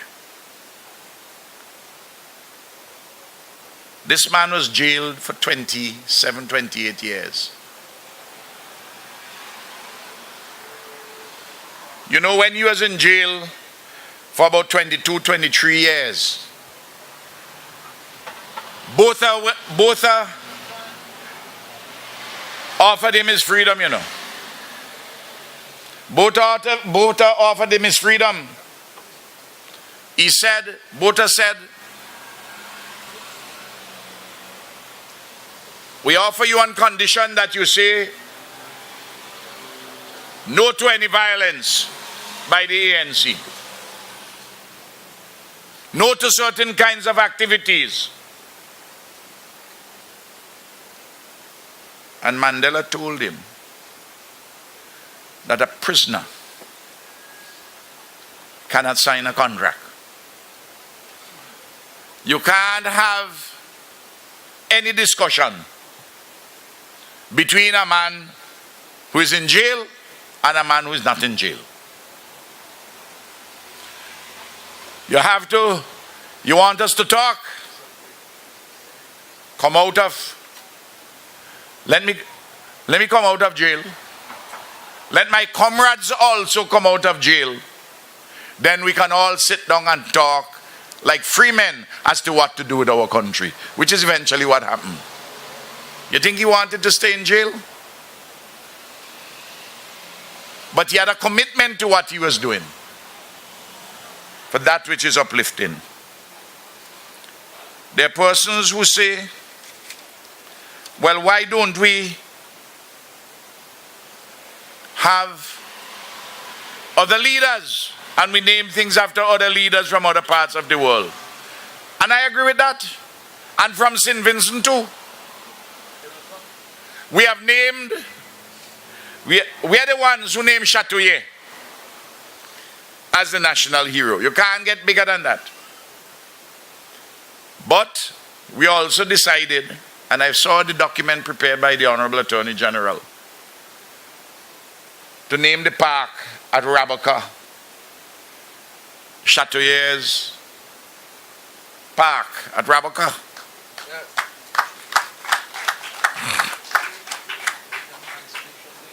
That would be an Emancipation Day. We have named schools. We have named the school C.W. Prescott. That happened before our time in office. We named the Thomas Saunders. We named George Stevens. We named George Stevens. We named Sinclair Dakin. J.P. Eustace. So there are several institutions which we have named. There's the Milton Cater Memorial Hospital. There's the Ebenezer Joshua, the E.T. Joshua Airport. We're going to build a city there. People still refer to it as the E.T. Joshua site. Ebenezer Highway is from Bayabu going up because that is central Windward as it used to be in the old days, which was Joshua's stomping ground. Mrs. Joshua, Ivy Ines Joshua, is in North Windward and Swan, and the one that Julian mentioned on the Leeward side, the Edmund Joachim, Sam Slater and Edmund Joachim highways. Of course we can find local names. But I ask you something. When you're looking about, can you think of any figure who is a global figure, who touches and concerns us, than Nelson Mandela? And that is the rationale. Mandela, Nelson Mandela, Nelson Mandela. I will say this. In the 20th century, we have had some very outstanding figures from all over the world.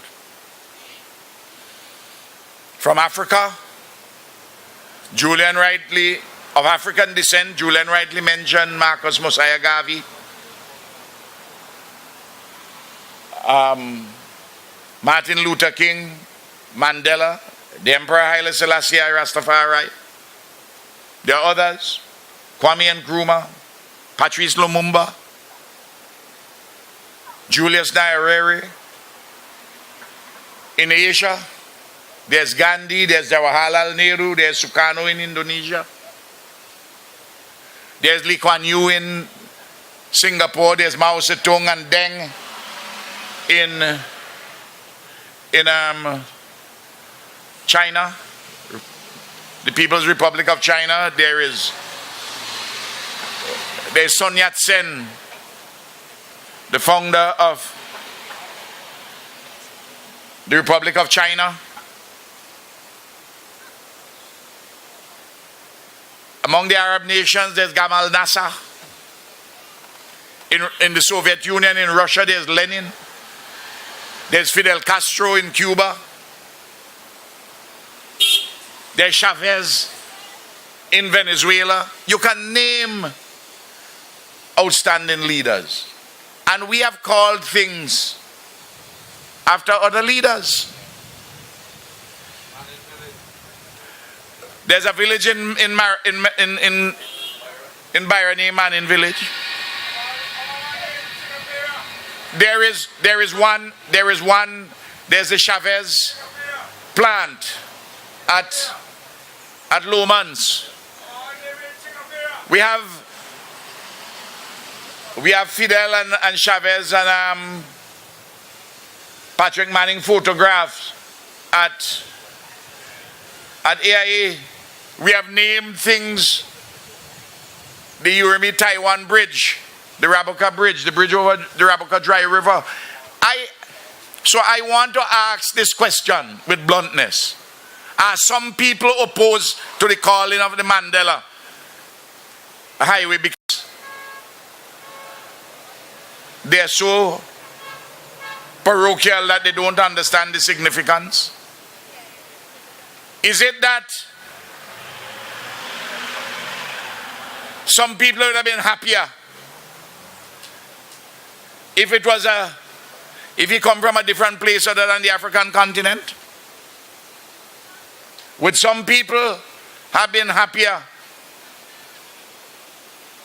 if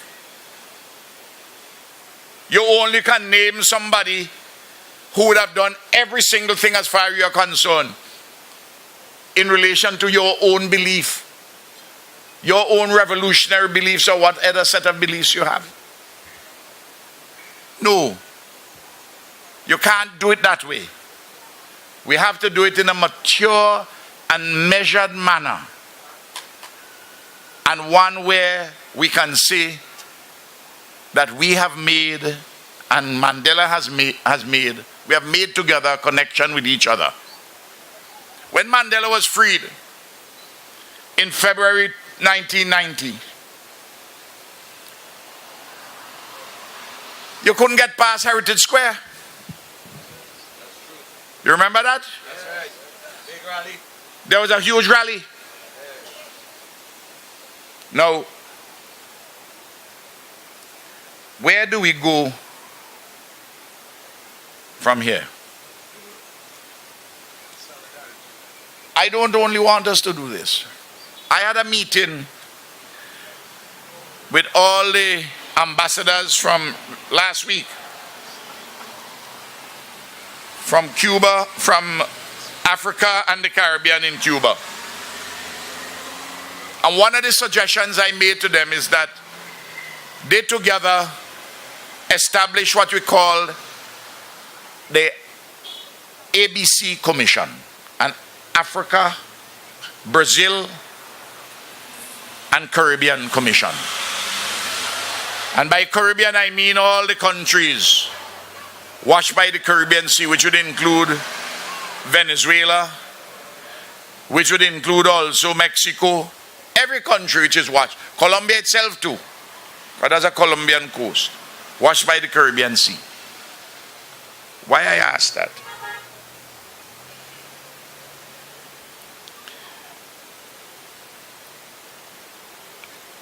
Africa has 1 billion people.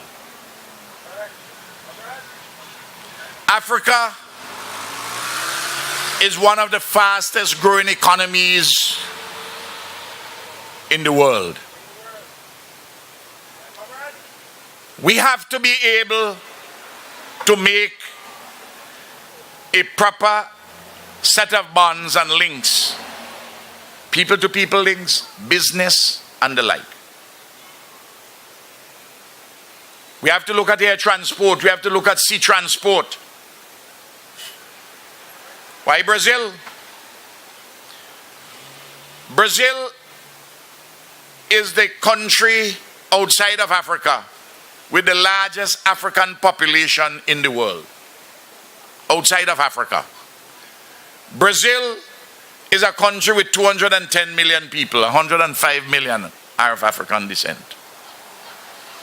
Nigeria is the most populous African country. 180, 185 million people. Just listen, no, comrade. Just listen. Ethiopia is almost 100 million. Egypt is almost 100 million. South Africa is 55 million.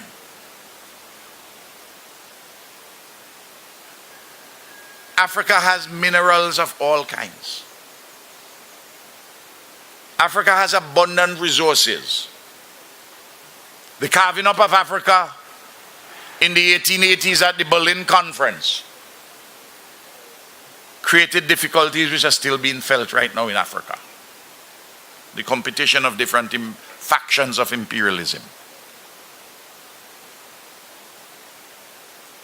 And if you want to go from St. Vincent to the west coast of Africa, it's easier for you if you could go down to, you go Guyana, Venezuela, you go to Brazil, and then you go across,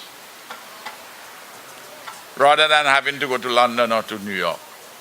We have to begin to think for the future.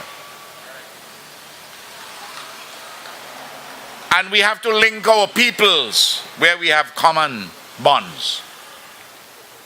You know, I was fortunate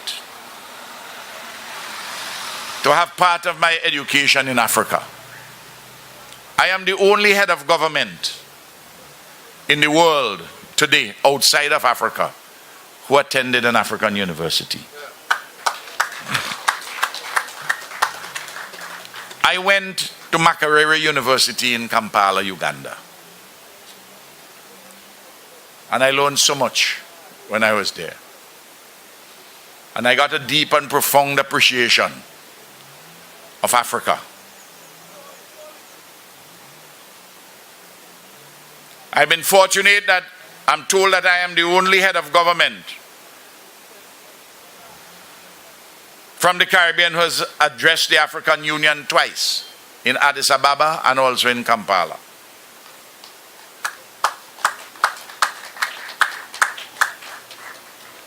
I was speaking to Her Excellency here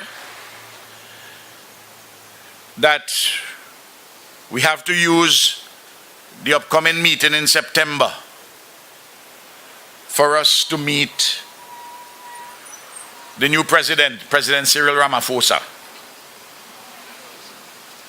at the UN General Assembly. I got to know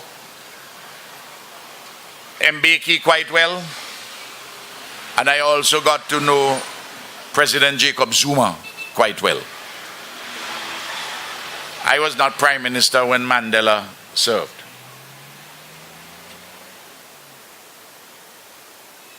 There are lots of things which we can do together. And we are signaling to Africa. We are signaling to South Africa what we do here. The ambassador is going to report on this, you know. She's going to report on what I said. She's a professional woman. She's going to tell them that there is a resurgence for matters of a real substantial nature for us to establish more and more links between the Caribbean and Africa.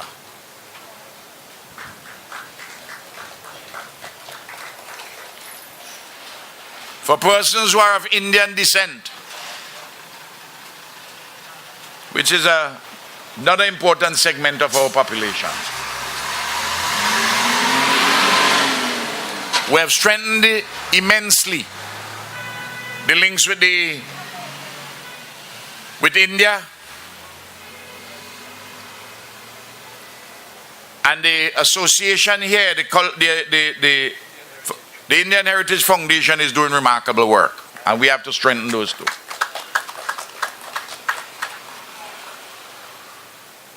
And we are at the same time, all the time. People talk, we are in touch with Europe all the time. European Union. We work with them all the time. We have a structured relationship with the European Union and with Britain and with the United States. We have to have structured relationships in the other respects with the other countries in a very significant way, as in fact we are doing it with the Middle East. When Mandela was in prison, and when I hear people say that what is happening in South Africa now, it was, you get people who will tell you, sensible people who say it was better under apartheid. Well, I mean, there's a conversation. You just have to say, well, no, you just got to read. You just got to read. Persons who, I think sometimes, persons get a little, good and decent people sometimes get carried away. But I want to end. There are more things we can talk, but I think I've spoken enough.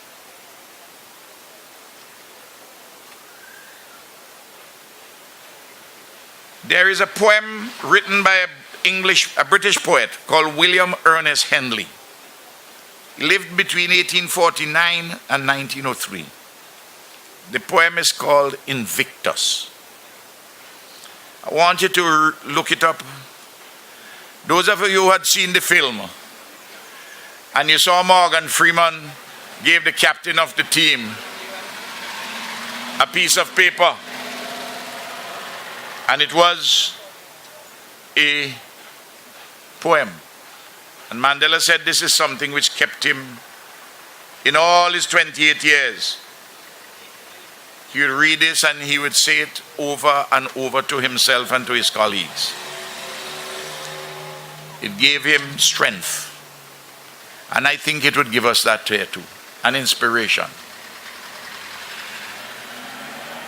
You can look it up. You can type in either Invictus or type in William Ernest Henley. And you can read it while I'm reading it. And I want the young people to read it. I want in their homes, while I'm talking, they're hearing me. Go on the laptop. Go on the phone. It goes like this. 4 short verses of 4 lines each. Out of the night that covers me, black as the pit from pole to pole, I thank whatever gods may be for my unconquerable soul.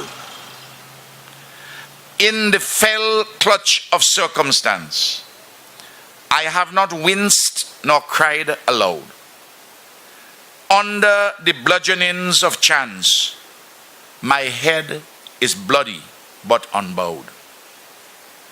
Beyond this place of wrath and tears looms but the horror of the shade.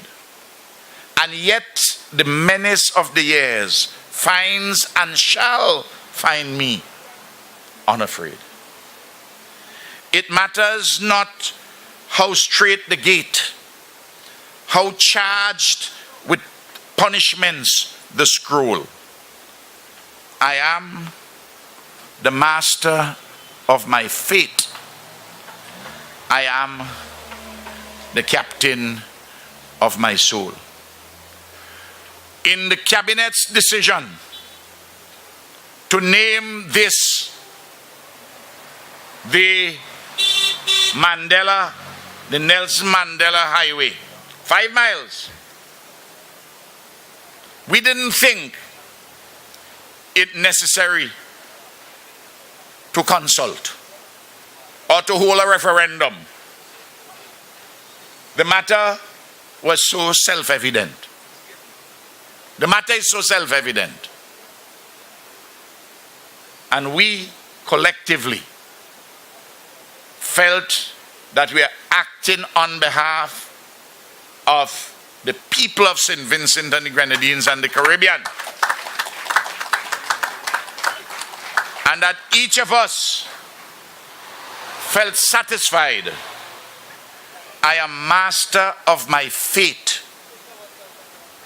I am the captain of my soul. We do what we consider to be right. Thank you very much and God bless you.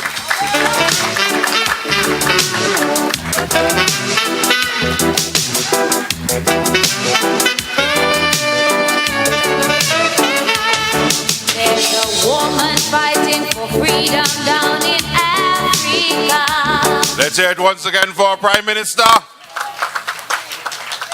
I told you leadership is about leading and taking decisions. I told you you are going to have a speech today that you'll remember. And I'm sure you certainly did. One of the amazing things about the man is his ability to come here and speak for an hour with very little reference to any script. And it's not just words, facts, history given to you.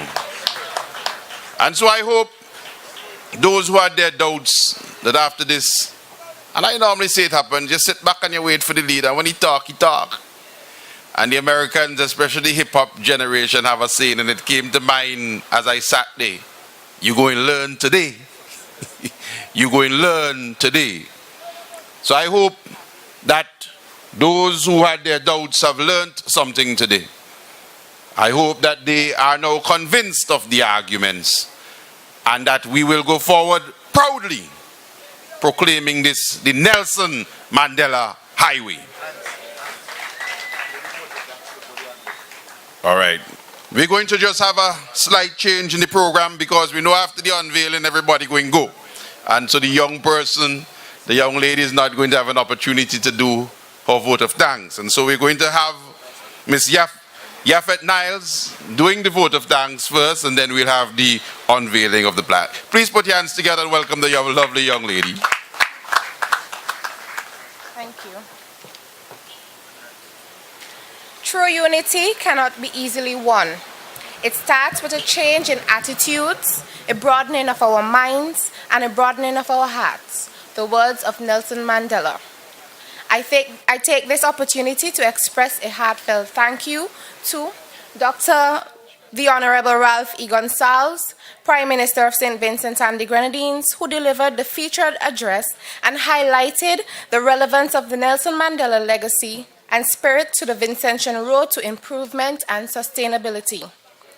The Honorable Sir Louis Straker, Minister of Foreign Affairs, Trade and Commerce of St. Vincent and the Grenadines, who spoke about the reasons for renaming the South Leeward Highway to the Nelson Mandela Highway. The Senator, the Honorable Julian Francis, Minister of Transport and Works, who informed us of the works and challenges faced with the construction of this highway. Her Excellency Zeliswa Guevela, High Commissioner of the Republic of South Africa to St. Vincent and the Grenadines, who is here with us to commemorate this auspicious occasion and the life and legacy of Nelson Mandela. Performance on the program this evening, members of the media, we express gratitude for being assiduous in providing coverage of the entire week of activities as we celebrate the centennial of the late Nelson Mandela. To OSV, BRAGSA, providers of the music, those who cleared the grounds in preparation for the event today, decorators, Ministries of Foreign Affairs and Transport and Works. To you, I say thank you. The audience present on the radio or on the internet, we would like to say thank you for taking the time out of your schedule to witness the momentous occasion of the official opening of the Nelson Mandela Highway. Thank you.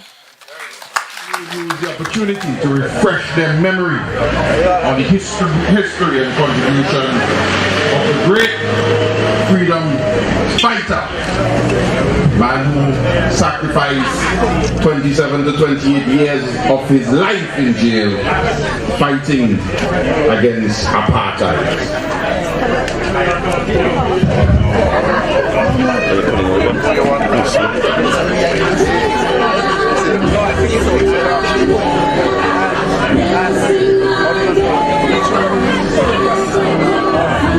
All right. So, sign Her Excellency Guevela and Prime Minister Gonsalves, they're going to pull it. And here we have, yes, the government of St. Vincent and the Grenadines, Nelson Mandela Highway, 19th July 2018, recognition of the centennial celebrations of Nelson Mandela, 18th July 1918 to the 19th July 2018, the renaming of the South Leeward Highway. Let's put our hands together for this momentous occasion, renaming the South Leeward Highway, the Nelson